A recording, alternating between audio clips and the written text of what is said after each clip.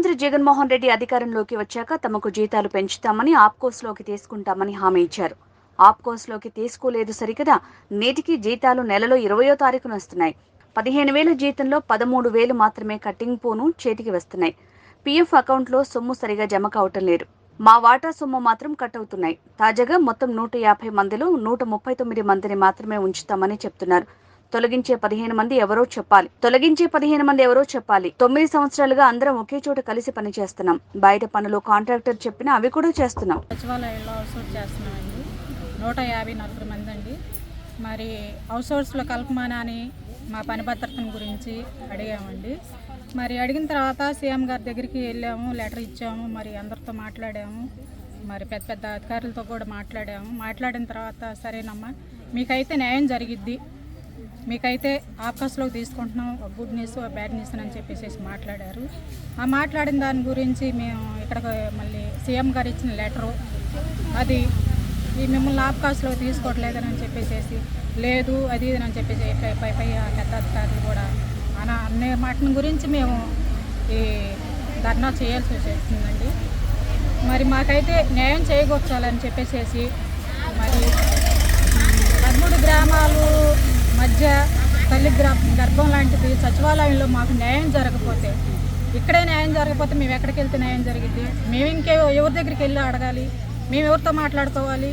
First నుండి రాళ్లే మోసాము, ఇసుకే మోసాము, పునాదుల కాడ నుండి తినక కారంతో తిని జీతాలు లేట్ అయినా కానీ, జీతాలు రాకపోయినా కానీ అప్పులు సప్పులు తెచ్చుకొని కష్టపడి బతికిన చోట న్యాయం సమకూర్చమని అడుగుతున్నామండి.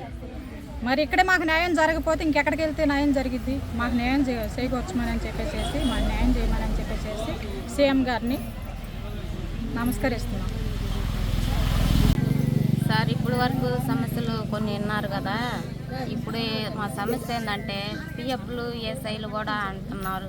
ఆ పిఎఫ్ కట్ అవుతుంది, మాకు ఏ విధంగా కూడా మాకు అది వర్తించట్లేదు. ఆ పిఎఫ్ కట్ అయ్యేది ఎంతవరకు కూడా మాకు కనిపించలేదు. అదే ఒకటి, మాకు సీఎం గారి ఇంటి దగ్గరికి వెళ్ళి లెటర్ ఇచ్చింది కూడా ఇంతవరకు దాని గురించి ఎవరు ఈ ప్రభుత్వంలో కానీ, ప్రభుత్వం కాదులే కానీ ఇక్కడ మా పై ఉన్న అధికారులు కూడా దాని గురించి ఎవరు కూడా చర్య తీసుకొని మా తరపున ఏది చేసింది లేదు. దీనికోసమే మేము ఇక్కడ ఎంతగానో 4 నెలల నుంచిగా ఇక్కడ కష్టపడి ఎవరికి చేతైనట్టు వాళ్ళని అధికారులను ఎంతోమందిని కలిసినా కూడా వారు మాకు ఏది చెప్పలేదు. దీని గురించి మేము ఇక్కడ ఆందోళన చేయటం జరుగుతుంది. ఇది ఎప్పటికి చేస్తారు అనేదే మా ఆందోళన. మేము దీన్నే నమ్ముకొని వాళ్ళు ఎక్కడ పని చెప్తే అక్కడ, ఏ పని చెప్తే ఆ పని, పారిశుద్ధ కార్మికంగా ఎక్కడ పని చెప్పినా, పొలాల్లో రాళ్ళు వేయటానికి తీసుకెళ్లారు, అంబేద్కర్ బొమ్మ కాడ క్లీనింగ్గా పంపించారు. ఇంకా గవర్నర్ గారు గత కాంట్రాక్ట్లో గవర్నర్ గారు వచ్చేటప్పుడు రోడ్లు అమ్మటే చేయించారు. ప్రతి పనిని చేపిస్తున్నారు సార్. ఈ 154 మందిని మాత్రం ఎక్కడికైనా తీసుకెళ్ళి చేపిస్తున్నారు. కానీ అందరికీ న్యాయం చేసే ఇక్కడ మాత్రం మాకు న్యాయం చేయట్లేదు. ఆ న్యాయం కోసం మేము అడుగుతున్నాం. మాకు పని భద్రత కావాలి, మాకు వేతనాలు పెంచాలని, పెరిగిన ధరలకు అనుగుణంగా వేతనాలు పెంచాలని కోరుతున్నాము. మమ్మల్ని కాంట్రాక్ట్ అవుట్సోర్సింగ్లోకి తీసుకోమని కోరుతున్నాం ప్రభుత్వాన్ని. మా తరపున CI2 నిలబడి మాకు న్యాయం చేస్తారు, వాళ్ళు స్పందిస్తారు, అధికారులు కూడా స్పందిస్తారని మేము వాళ్ళ కోసం ఎదురు చూస్తున్నాము. మాకు ఏదైతే వాళ్ళు చెప్పారో ఆ నిర్ణయాలు మధ్యాహ్నానికి మాకు తెలియజేస్తారని మేము ఆశతోటి ఎదురు చూస్తున్నాం సార్. 155 మందిలో 15 మందిని తీసేసామంటున్నారు. 158 మంది సార్. 154 మందిలో మాకు 139 మందినే తీసుకోవటం జరిగిందని మాకు నిన్న సాయంకాలమే తెలిసిందే.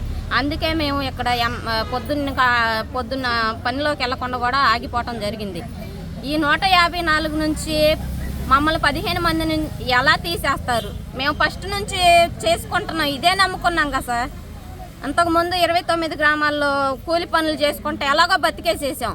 ఇప్పుడు అది కాదని ఇక్కడికి వచ్చి ఇక్కడ స్థిరపడి చేసుకునే వాళ్ళని సడన్గా తీసేస్తే మేము ఎట్టెళ్ళాలి? మాకు పని భద్రత కల్పించండి దయచేసి. మా 154 మందిని తీసుకోమని ప్రభుత్వాన్ని కోరుతున్నాం మేము.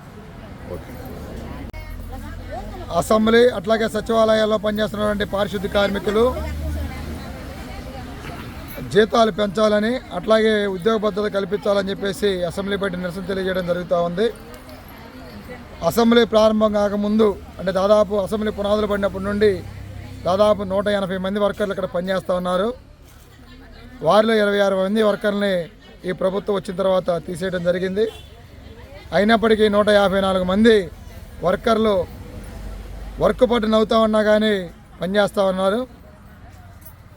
అసెంబ్లీ జరిగే టైంలో గతంలో ఉన్న కాంట్రాక్టర్లు అదనంగా వర్కర్లను తెప్పించి పని చేయించేవాళ్ళు. అలాంటిది ఇక్కడ వచ్చినటువంటి కాంట్రాక్టర్ గారు అదనంగా వర్కర్లు తెప్పించకపోక ఉదయాన్నే 4:30-5 గంటలకు రమ్మని చెప్పేసి సాయంత్రం పూట 6:30-7 గంటలకు కూడా పని చేయించారు. దానికి సంబంధించి కనీసం ఓటీ ఇచ్చిన పాపను కూడా పోలేదు.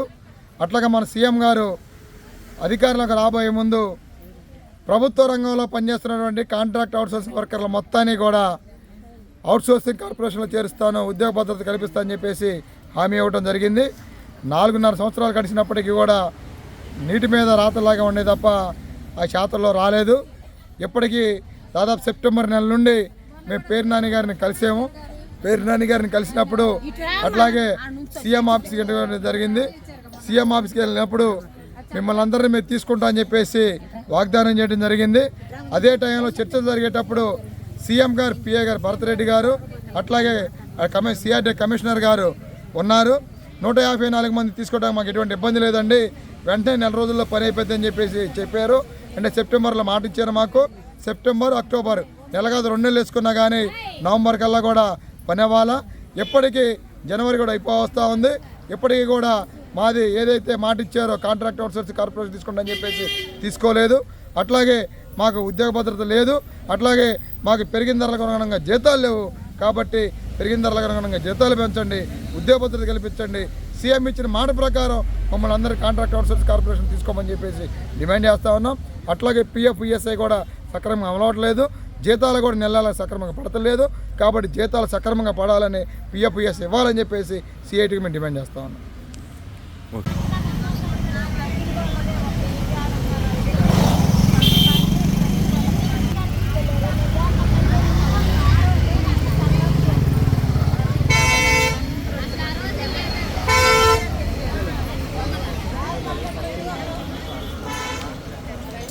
తీసేసినా కానీ వాళ్ళ పని కూడా వీళ్ళే చేయడం జరిగింది.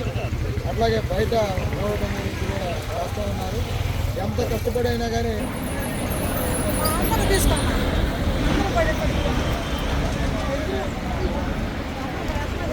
జరిగి 6 నెలలు గడిచిపోతూ ఉంది.